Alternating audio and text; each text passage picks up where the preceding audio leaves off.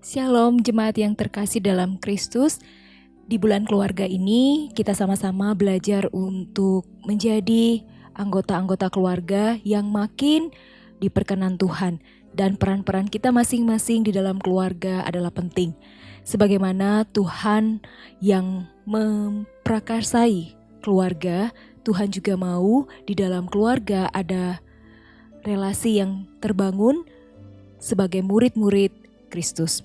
Kita akan belajar sama-sama topik hari ini mengenai orang tua sebagai gembala yang baik.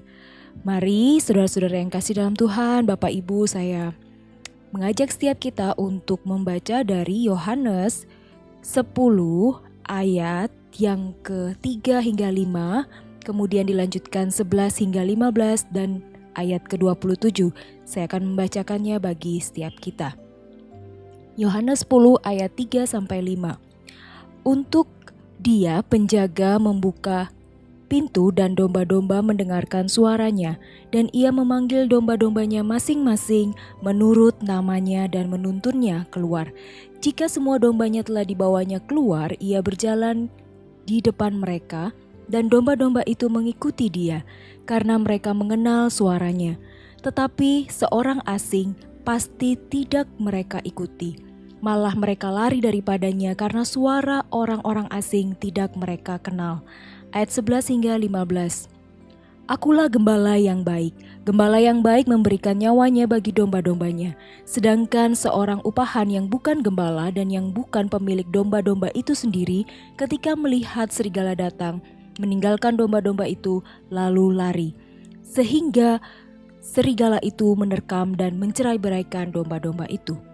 Ia lari karena ia seorang upahan dan tidak memperhatikan domba-domba itu. Akulah gembala yang baik dan aku mengenal domba-dombaku, dan domba-dombaku mengenal aku. Sama seperti Bapa mengenal aku dan aku mengenal Bapa, dan aku memberikan nyawaku bagi domba-dombaku. Ayat ke-27. Dan domba-dombaku mendengarkan suaraku dan aku mengenal mereka dan mereka mengenal aku. Bapak Ibu yang dikasih dalam Tuhan, apakah orang tua, peran sebagai orang tua bagi Bapak Ibu sebenarnya sungguh-sungguh telah belajar dari Sang Gembala Agung kita Yesus Kristus. Dalam perikop yang kita baca sama-sama, gembala yang baik mengenal domba-dombanya. Gembala yang baik mengerti dan memahami, bahkan mengenal dengan sangat dalam setiap domba-dombanya. Karena itu kita akan belajar dari gembala yang baik bagaimana menjadi orang tua dalam peran kita di rumah. Kita tidak dapat membimbing anak-anak yang tidak kita kenal, dan mereka juga tidak akan mengikuti orang tua yang tidak mengenal mereka. Saya mengambil dari Pemuritan Gaya Hidup Gary J. Oliver. Gary J. Oliver menyarankan beberapa hal yang praktis yang dapat menolong orang tua menjadi gembala yang baik dalam mendampingi pertumbuhan rohani anak. Yang pertama adalah bersukacita di dalam Tuhan. Bagi orang tua penting sekali untuk menyatakan sukacita dan juga membagikan sukacita itu di dalam peran mereka sebagai orang tua kepada anak-anak. Apakah mereka bersukacita karena mereka memiliki anak-anak yang unik, anak-anak yang luar biasa, dan anak-anak yang Tuhan percayakan kepada mereka di dalam anugerah Tuhan? Apakah kehadiran anak-anak adalah kehadiran yang sangat diharapkan dan kehadiran yang memberikan orang tua sukacita dan ucapan syukur? Atau sebaliknya, orang tua malah bersungut-sungut atau bahkan membanding-bandingkan, tidak ada sukacita ketika anak ada di dalam kehidupan mereka. Karena itu penting sekali untuk menyatakan sukacita karena Tuhan di dalam keluarga, dalam kehadiran anak-anak, dan juga dalam setiap keunikan, kelebihan setiap anak dan juga kekurangan mereka. Yang kedua adalah mendefinisikan kerohanian yang sesungguhnya. Orang tua perlu sekali belajar apa yang dimaksud dengan kerohanian yang benar, yang sungguh-sungguh. Karena itu orang tua sebagai murid Kristus juga perlu belajar untuk dekat dengan Tuhan dan belajar memahami fungsi peran di dalam relasi dengan Tuhan, di dalam relasi khusus mereka dengan Tuhan, sehingga relasi itu bisa terpancarkan. dan juga relasi itu bisa membangun di dalam keluarga. Hal yang sederhana misalnya, ketika orang tua berkata, kamu harus sering berdoa, kamu harus sering belajar firman Tuhan. Tetapi ketika orang tua tidak mendefinisikan mengapa mereka harus belajar firman Tuhan, mengapa mereka harus berdoa dengan sungguh-sungguh, anak-anak akan bingung dan anak-anak sulit untuk mengikuti bahkan memahami kenapa mereka harus melakukan itu. Karena itu orang tua perlu sekali untuk belajar mendefinisikan kerohanian dalam arti yang tepat untuk anak-anak mereka. Yang ketiga adalah menunjukkan kedisiplinan. Orang tua adalah mitra dan rekan sekerja Allah di dalam keluarga. Orang tua punya otoritas untuk mendidik anak-anak mereka. Bahkan ketika orang tua harus mengatakan tidak kepada permintaan anak-anak mereka. Orang tua dapat menghukum, memberikan hukuman, disiplin yang tepat bagi anak-anak. Hukuman diberikan untuk alasan yang tepat, bukan hanya sekedar melampiaskan emosi, perasaan atau pikiran orang tua terhadap kekurangan atau kesalahan anak. Tetapi orang tua mendidik mereka, mengapa mereka harus menanggung konsekuensi dari perbuatan mereka.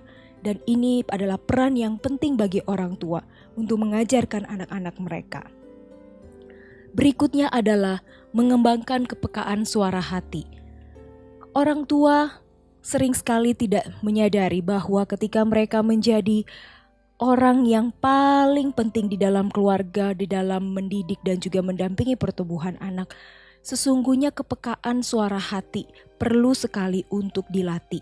Ketika anak-anak menunjukkan emosi tertentu, ketika mereka misalnya merasa sedih, ketika mereka merasa putus asa terhadap studi mereka, orang tua perlu melihat bahwa mereka punya kesulitan di usia mereka. Jangan samakan ketika orang tua menghadapi kondisi di dalam pekerjaan dengan kondisi anak di dalam studi mereka. Karena tentu saja secara tahap usia mereka berbeda, mereka masih belajar. Karena itu orang tua perlu peka, mendengarkan apa yang anak-anak rasakan, apa yang anak-anak pikirkan. Karena anak-anak yang cenderung didengarkan, mereka juga akan belajar mendengarkan.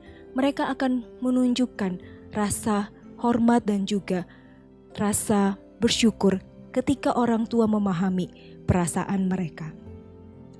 Kemudian menjadi contoh yang baik. Ini penting sekali. Ketika orang tua memberikan satu teladan, anak-anak akan mengikutinya. Teladan itu bisa hal yang negatif, bisa hal yang positif. Untuk itu sebagai gembala yang baik, Tuhan Yesus mengajarkan bahwa kita menjadi peran dan menunjukkan apa yang Tuhan ajarkan. Tentu saja kita memilih untuk menjadi contoh yang baik. Misalnya ketika kita berada di rumah, larangan menggunakan handphone sering sekali itu terlontarkan kepada anak-anak. Mereka cenderung sibuk, seakan-akan sibuk dengan dunia mereka sendiri. Tapi kita lupa, kadang-kadang orang tua juga berlaku hal yang sama. Orang tua melarang anak untuk menggunakan handphone dan menyuruh mereka untuk belajar ketika di rumah. Tapi sebaliknya, orang tua menggunakan handphone di rumah tapi tidak berkomunikasi dengan anak-anak mereka. Ini adalah contoh yang sangat tidak baik. Bagaimana anak dapat melihat bahwa orang tua menginstruksikan sesuatu yang baik buat mereka. Karena mereka melihat apa yang dikatakan orang tua tidak sama dengan apa yang mereka tunjukkan dalam perbuatan. Dan kemudian orang tua yang mendampingi adalah orang tua yang juga mampu untuk mendiskusikan perjalanan rohani mereka, termasuk kesalahan, kegagalan mereka, dan hal-hal lainnya yang dapat menolong anak untuk memahami lebih dalam tentang orang tua mereka. Anak tidak meminta orang tua menjadi orang tua yang sempurna, tetapi anak ingin melihat orang tua yang benar-benar apa adanya, orang tua yang bertumbuh, orang tua juga yang mengakui kesalahan dan kegagalan, karena orang tua adalah representatif di dalam pertumbuhan iman kepada Allah. Anak sering sekali belajar dari kesalahan, dan anak tidak hanya melihat bahwa orang tuanya adalah orang tua yang super, yang tidak pernah gagal. Mereka melihat ketika orang tua berani mengakui kesalahan dan kegagalan, mereka justru makin menghargai dan melihat bahwa diri mereka juga bisa bertumbuh seperti apa yang orang tua alami ketika orang tua berani men-sharingkan hal tersebut. Tentu saja kegagalan itu adalah sesuatu yang perlu untuk dipelajari dan lebih baik ke depannya. Karena itu orang tua hadir sebagai wakil Allah di dalam keluarga untuk menunjukkan bagaimana Allah memproses orang tua, bagaimana Allah menolong orang tua untuk menjadi lebih baik. Dan kemudian yang terakhir adalah memperdalam kehidupan doa. Orang tua tanpa sadar juga sering sekali memberikan atau menginstruksikan sesuatu yang mereka harapkan kepada anak-anak mereka tanpa mempertanyakan atau bergumul dengan Tuhan. Tentu saja hal ini menjadi sesuatu yang sangat-sangat penting bagi anak ketika mereka tidak diajarkan untuk sungguh-sungguh berdoa dan mengandalkan Tuhan, tetapi lebih kepada menuruti apa yang orang tua harapkan dan pikirkan dan katakan. Anak-anak pasti akan melihat bahwa Tuhan tidak berperan penting dalam kehidupan mereka. Orang tua perlu mengajar dan orang tua juga perlu belajar untuk menyerahkan kehidupan mereka kepada Tuhan. Orang tua adalah cermin dan teladan yang sangat mereka nantikan, yang sangat mereka impikan dan yang bahkan yang sangat mereka dambakan di dalam kehidupan mereka sebagai anak-anak. Bapak, Ibu, saudara-saudara yang kasih dalam Tuhan, perhatikanlah perkataan ini. Apa yang kita beri, itu yang mereka dapat. Ketika Anda memberikan kasih, mereka mendapatkan kasih. Ketika kita memberikan cemooh atau penghinaan, mereka mendapatkan penghinaan. Ketika kita memberikan hal yang berharga, kebenaran Allah, kasih Allah, maka mereka mendapatkannya dan mereka akan bertumbuh menjadi orang-orang yang mengasihi Tuhan, orang-orang yang juga dapat memuridkan orang-orang di sekitar mereka. Kiranya Tuhan menolong kita menjadi gembala-gembala yang baik di dalam keluarga kita masing-masing. Mari bersama-sama bergantung sepenuhnya kepada Tuhan dan minta Roh Kudus, hikmat Tuhan menolong kita, memampukan kita menjadi orang tua yang berperan sebagai gembala yang baik bagi anak-anak kita. Tuhan Yesus memberkati.